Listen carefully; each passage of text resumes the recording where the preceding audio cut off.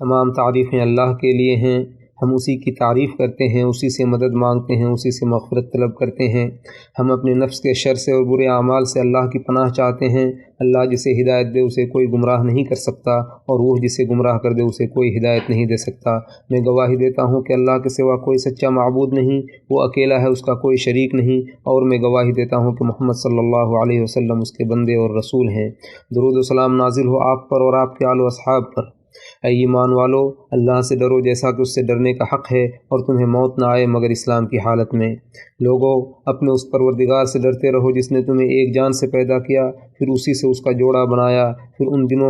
ان دونوں سے دنیا میں بہت سے مرد اور عورتیں پھیلا دیں۔ نیز اس اللہ سے ڈرو جس کا واسطہ دے کر تم ایک دوسرے سے اپنا حق مانگتے ہو، اور قریبی رشتوں کے معاملے میں بھی اللہ سے ڈرتے رہو۔ بلا شبہ اللہ تم پر ہر وقت نظر رکھے ہوئے ہے۔ اے ایمان والو، اللہ سے ڈرتے رہو اور بات صاف سیدھی کیا کرو، اس طرح اللہ تعالیٰ تمہارے اعمال کو درست کر دے گا اور تمہارے گناہ معاف کر دے گا۔ اور جس شخص نے اللہ اور اس کے رسول کا کہا مان لیا، اس نے بڑی کامیابی حاصل کر لی۔ اما بعد، یقیناً سب سے سچی بات اللہ کی کتاب ہے، اور سب سے بہتر طریقہ محمد صلی اللہ علیہ وسلم کا طریقہ ہے۔ سب سے بری بات دین کے اندر نئی بات ایجاد کرنا ہے، اور ہر نئی بات بدعت ہے، اور ہر بدعت گمراہی ہے۔ اللہ تعالیٰ اپنی کتاب میں ہمیں حکم دیتے ہوئے، روکتے ہوئے اور وصیت کرتے ہوئے فرماتا ہے، آپ ان سے کہہ دیجئے کہ آؤ میں تمہیں پڑھ کر سناتا ہوں کہ تمہارے پروردگار نے تم پر کیا کچھ حرام کیا ہے، اور وہ یہ باتیں ہیں کہ اس کے ساتھ کسی کو شریک نہ بناؤ، اور یہ کہ والدین سے اچھا سلوک کرو، اور یہ کہ مفلسی کے ڈر سے اپنی اولاد کو قتل نہ کرو، کیونکہ ہم ہی تمہیں رزق دیتے ہیں تو ان کو بھی ضرور دیں گے، اور یہ کہ بے حیائی کی باتوں کے قریب بھی نہ جاؤ، خواہ یہ کھلی ہوں یا چھپی ہوں، اور یہ کہ جس جان کے مارنے کو اللہ نے حرام کیا ہے اسے قتل نہ کرو الا یہ کہ حق کے ساتھ ہو۔ یہ وہ باتیں ہیں جن کا اللہ نے تمہیں تاکیداً حکم دیا ہے، شاید کہ تم عقل سے کام لو۔ نیز یہ کہ یتیم کے مال کے قریب بھی نہ جاؤ، مگر ایسے طریقے سے جو اس کے حق میں بہتر ہو، تاکہ وہ عقل کی پختگی کو پہنچ جائے، اور یہ کہ ناپ اور تول انصاف کے ساتھ پورا دو۔ ہم کسی کو اس کی طاقت سے زیادہ کا مکلف نہیں بناتے، اور یہ کہ جب کچھ کہو تو انصاف سے کہو، خواہ وہ بات تمہارے کسی قریبی سے تعلق رکھتی ہو، اور یہ کہ اللہ کے عہد کو پورا کرو۔ یہ باتیں ہیں جن کا اللہ نے تمہیں حکم دیا ہے، شاید کہ تم نصیحت قبول کرو، اور بلا شبہ یہی میری سیدھی راہ ہے، لہذا اسی پر چلتے جاؤ اور دوسری راہوں پر نہ چلو، ورنہ وہ تمہیں اللہ کی راہ سے ہٹا کر جدا کر دیں گی۔ اور اللہ نے تمہیں انہی باتوں کا حکم دیا ہے، شاید کہ تم کج روی سے بچ جاؤ۔ پھر ہم نے موسیٰ کو ایسی کتاب دی جو نیک روش اختیار کرنے والوں کے لیے مکمل تھی، اور اس میں ہر ضروری بات کی تفصیل بھی تھی، اور یہ کتاب ہدایت اور رحمت بھی تھی، اور اس لیے دی تھی کہ شاید وہ لوگ اپنے پروردگار سے ملاقات پر ایمان لے آئیں۔ اور یہ کتاب قرآن مجید جو ہم نے نازل کی ہے بڑی بابرکت ہے، لہذا اس کی پیروی کرو اور اللہ سے ڈرتے رہو، شاید کہ تم پر رحم کیا جائے۔ نیز اس لیے یہ کتاب نازل کی ہے کہ تم یہ نہ کہہ سکو کہ کتاب تو ہم سے پہلے کے دو گروہوں یعنی یہود و نصارہ پر ہی اتاری گئی تھی، اور ہم تو ان کے پڑھنے پڑھانے سے بے خبر رہے، یا یہ کہنے لگو کہ اگر کتاب ہم پر اتاری جاتی تو ہم یقیناً ان سے زیادہ ہدایت یافتہ ہوتے۔ تو اب تمہارے پاس تمہارے پروردگار کی طرف سے ایک واضح دلیل ہدایت اور رحمت آ چکی ہے، پھر اس شخص سے بڑھ کر کون ظالم ہوگا جو اللہ تعالیٰ کی آیات کو جھٹلائے اور ان سے کنی کترائے۔ اور جو لوگ ہماری آیات سے کنی کتراتے ہیں انہیں ہم ان کے اس عمل کی بہت بری سزا دیں گے۔ کیا یہ اسی بات کا انتظار کر رہے ہیں کہ ان کے پاس فرشتے آئیں، یا خود آپ کا پروردگار آئے، یا اس کی کوئی نشانی یا معجزہ آئے؟ جس دن کوئی ایسا معجزہ آ گیا تو اس وقت کسی کا ایمان لانا اسے کچھ فائدہ نہ دے گا جو اس سے پیشتر ابھی تک ایمان نہ لایا ہو، یا اپنے ایمان کی حالت میں نیکی کے کام نہ کیے ہوں۔ آپ ان سے کہہ دیجئے کہ تم بھی انتظار کرو، ہم بھی انتظار کرتے ہیں۔ اور رسول اللہ صلی اللہ علیہ وسلم نے ہمیں سچی خبر بتاتے ہوئے اور اس کی تصدیق کرتے ہوئے فرمایا کہ اللہ تعالیٰ نے یحییٰ بن زکریا علیہ السلام کو 5 چیزوں پر عمل کرنے کا حکم دیا، اور یہ حکم دیا کہ وہ بنی اسرائیل کو بھی ان باتوں پر عمل کرنے کا حکم دیں،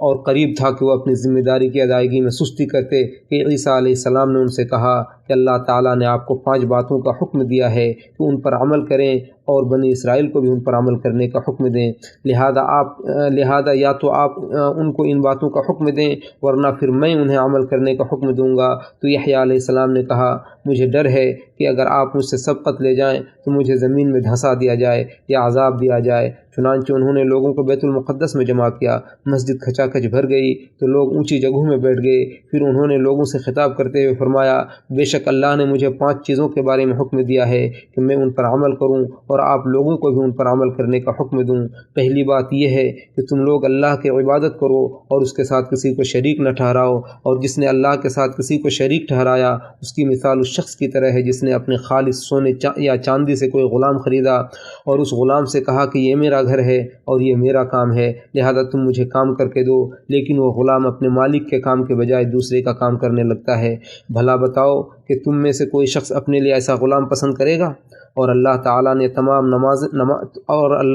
تمہیں نماز ادا کرنے کا حکم دیا ہے، لہذا جب تم نماز ادا کرو تو ادھر ادھر متوجہ نہ ہو، کیونکہ اللہ تعالیٰ اس وقت تک اپنے بندے کی طرف متوجہ رہتا ہے جب تک وہ ادھر ادھر متوجہ نہ ہو جائے۔ اور میں تمہیں روزہ رکھنے کا حکم دیتا ہوں، کیونکہ اس کی مثال اس شخص کی طرح ہے جو ایسی جماعت میں ہو جس کے پاس مسک کی تھیلی ہو اور ان میں سے ہر شخص کو مسک کی خوشبو اچھی لگتی ہو، اور بے شک روزے دار کی منہ کی بو اللہ کے نزدیک مسک کی خوشبو سے زیادہ پاکیزہ ہے۔ اسی طرح میں تمہیں صدقہ کرنے کا حکم دیتا ہوں، اور اس کی مثال اس شخص کی طرح ہے جسے دشمن نے قید کر لیا ہو اور اس کے ہاتھوں کو گردن سے ملا کر باندھ دیا ہو اور اس کا گردن اڑانے کے لیے اسے آگے بڑھا دیا ہو، اور اس حال میں وہ کہے میں تمہیں اس کے بدلے فدیہ ادا کروں گا، خواہ کم ہو یا زیادہ، پھر وہ انہیں اپنے نفس کا فدیہ ادا کر دیتا ہے۔ اور میں تمہیں اس بات کا حکم دیتا ہوں کہ تم اللہ کو یاد کرو، کیونکہ اس کی مثال اس آدمی کی طرح ہے جس کے پیچھے دشمن لگا ہوا ہو، یہاں تک کہ وہ آدمی مضبوط قلعے میں داخل ہو جاتا ہے اور اپنے آپ کو دشمنوں سے محفوظ کر لیتا ہے۔ اسی طرح انسان اللہ کے ذکر کے ذریعے ہی خود کو شیطان سے محفوظ کر سکتا ہے۔ نبی صلی اللہ علیہ وسلم نے فرمایا، اور میں بھی تمہیں 5 چیزوں کا حکم دیتا ہوں جن کا حکم اللہ تعالیٰ نے مجھے دیا ہے: سمع و طاعت، جہاد، ہجرت اور جماعت کا لزوم، کیونکہ جس نے ایک بالشت کے برابر بھی جماعت سے دوری اختیار کی اس نے اپنے گردن سے اسلام کا پٹا اتار دیا یہاں تک کہ وہ واپس لوٹ جائے، اور جس نے جاہلیت کا دعویٰ کیا تو وہ جہنم کا ایندھن بنے گا۔ یہ سن کر ایک شخص نے کہا، اے اللہ کے رسول صلی اللہ علیہ وسلم، اگرچہ وہ نماز پڑھے اور روزہ رکھے؟ تو آپ صلی اللہ علیہ وسلم نے فرمایا، اگرچہ وہ نماز ادا کرے اور روزہ رکھے، لہذا تم اسی چیز کا دعویٰ کرو جو تمہیں اللہ نے عطا کیا ہے اور جس نے تمہارا نام مسلمان اور مومن رکھا ہے۔ اللہ کے بندو، یہ سب سے سچی بات ہے اور یہ بہترین طریقہ ہے۔ ارشاد باری تعالیٰ ہے، یہی لوگ ہیں جنہیں اللہ نے ہدایت کی تھی، آپ انہی کے راستے پر چلیے اور کہہ دیجئے کہ میں اس تبلیغ و رسالت کے کام پر تم سے اجرت نہیں مانگتا، یہ تو صرف تمام جہان والوں کے لیے ایک نصیحت ہے۔ لہذا اپنی طاقت بھر اللہ سے ڈریں اور آپ کے رب کی طرف جو وحی کی گئی ہے اس پر عمل کریں تو آپ کامیاب و کامران ہو جائیں گے، اور آپ اپنے رب سے مغفرت طلب کریں اور اس سے توبہ کریں، یقیناً وہ توبہ کرنے والوں کو بہت زیادہ معاف کرنے والا ہے۔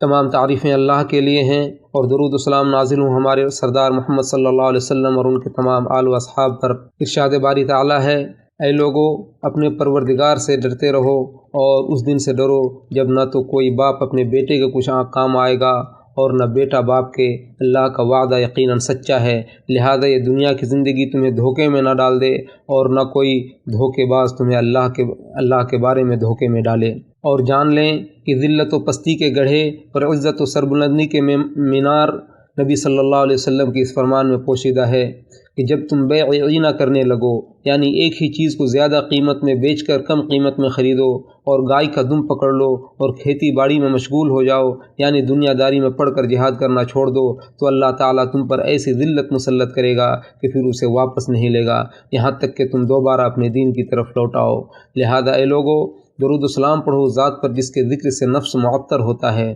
چنانچہ اللہ تعالیٰ نے ان پر درود و سلام پڑھنے کا حکم دیتے ہوئے فرمایا، بلا شبہ اللہ اور اس کے فرشتے نبی پر درود و سلام بھیجتے ہیں، اے ایمان والو تم بھی ان پر درود و سلام بھیجا کرو۔ اے اللہ، تو اپنے بندے اور رسول ہمارے سردار محمد صلی اللہ علیہ وسلم پر درود و سلام اور برکتیں نازل فرما۔ اے اللہ تو ہمارے نبی اور سردار محمد صلی اللہ علیہ وسلم اور ان کے نیک و پاکیزہ اہل بیت اور ازواج مطہرات پر، ان کے روشن پیشانی والے صحابہ کرام پر اور ان کے نقش قدم کی پیروی کرنے والوں پر درود و سلام نازل فرما۔ اے اللہ تو خلفائے راشدین، ہدایت یافتہ ائمہ کرام ابو بکر و عمر، عثمان و علی رضی اللہ عنہم سے اور بقیہ تمام صحابہ کرام سے اور تا قیامت نیکی کے ساتھ ان کی پیروی کرنے والوں سے راضی ہو جا، اور ان کے ساتھ ساتھ اے اللہ تو اپنے عفو و کرم اور احسان سے ہم سے بھی راضی ہو جا۔ اے اللہ تو اسلام اور مسلمانوں کو غلبہ عطا فرما اور شرک و مشرکین کو ذلیل و رسوا فرما، اپنے اور اپنے دین کے دشمنوں کو تہو بالا کر دے، اور اس ملک کو اور تمام مسلم ممالک کو امن و امان اور خوشحالی کا گہوارہ بنا دے۔ اے اللہ تو ہمیں اپنے وطنوں میں امن و امان نصیب فرما، ہمارے حکمرانوں کی اصلاح فرما، اور ایسے لوگوں کو مسلمانوں کا حکمراں بنا جو تجھ سے ڈرے، تیری اطاعت کرے اور تیری رضامندی کے کام کرے۔ اے اللہ ہمارے گناہ معاف فرما، اور ہمارے کام میں اگر زیادتی ہو گئی ہو تو اسے بھی معاف فرما، ہمیں ثابت قدم رکھ اور کافروں کے مقابلے میں ہماری مدد فرما۔ اے اللہ تو ہمارے اگلے پچھلے، ظاہری و باطنی، اور جن کو تو ہم سے زیادہ جانتا ہے ان تمام گناہوں کو بخش دے۔ یقیناً تو ہی اول و آخر اور ہر چیز پر قادر ہے، تیرے سوا کوئی سچا معبود نہیں، تیری ذات پاک ہے، یقیناً ہم ہی ظالم ہیں۔ بس تو ہماری اگلی پچھلی، ظاہری و باطنی، اور جن کو تو ہم سے زیادہ جانتا ہے ان ساری خطاؤں کو بخش دے، اے ارحم الراحمین۔ اے اللہ تو ہمیں دنیا میں بھلائی عطا فرما اور آخرت میں بھلائی عطا فرما، اور ہمیں جہنم کے عذاب سے محفوظ فرما۔ اللہ کے بندو، یقیناً اللہ عدل و احسان اور قرابت داروں کو دینے کا حکم دیتا ہے، اور بے حیائی، برائی اور سرکشی سے منع کرتا ہے۔ وہ تمہیں نصیحت کرتا ہے تاکہ تم نصیحت حاصل کرو، لہذا تم عظیم اللہ کو یاد کرو، وہ بھی تمہیں یاد کرے گا۔ اس کی نعمتوں پر شکر ادا کرو، وہ تمہیں مزید عطا کرے گا، اور اللہ کا ذکر سب سے بڑا ہے، اور اللہ جانتا ہے جو کچھ تم کرتے ہو۔